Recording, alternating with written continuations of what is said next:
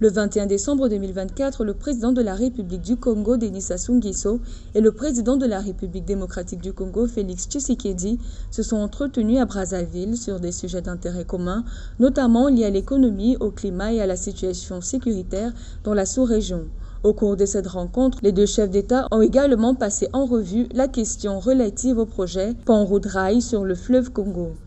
D'après le président Tshisekedi, il s'agit d'un projet qui est très important à la fois pour les relations entre les deux pays, mais également pour l'intégration régionale et africaine.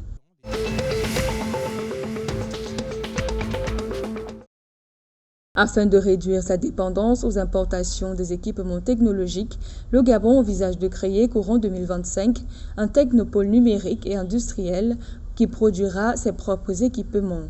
C'est à la suite du Conseil des ministres du jeudi 19 décembre 2024 que les autorités gabonaises ont donné quitus au ministère de l'économie numérique pour la signature d'une convention avec le consortium Infrastructure SAS en vue de la levée d'un financement privé devant servir à l'implantation à Libreville d'un technopôle. Selon les autorités, ce technopôle permettra au pays de limiter sa dépendance en matière numérique.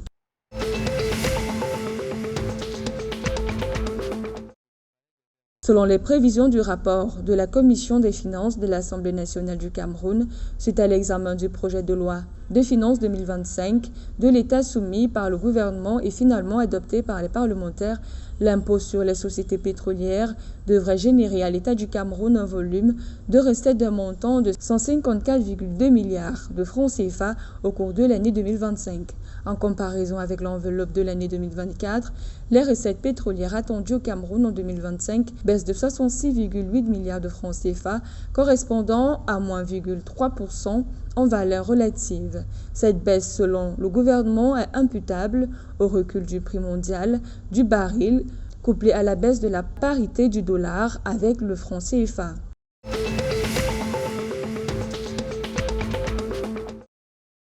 Au Tchad, la Cour suprême a suspendu le 19 décembre une décision de la Haute Autorité des médias et de l'audiovisuel qui interdit la diffusion et la production de contenu audiovisuel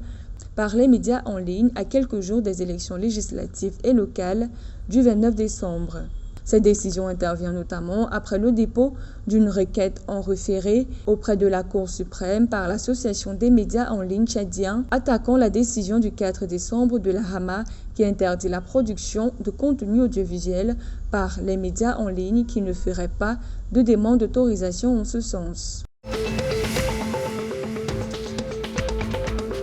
Les Diables Rouges du Congo et l'Onzalang National de la Guinée équatoriale s'affronteront en match retour pour une place qualificative à la phase finale du championnat d'Afrique des Nations. Le Congo accueillera ainsi la Guinée équatoriale au match retour le 29 décembre au stade de Massamba Débat à Brazzaville.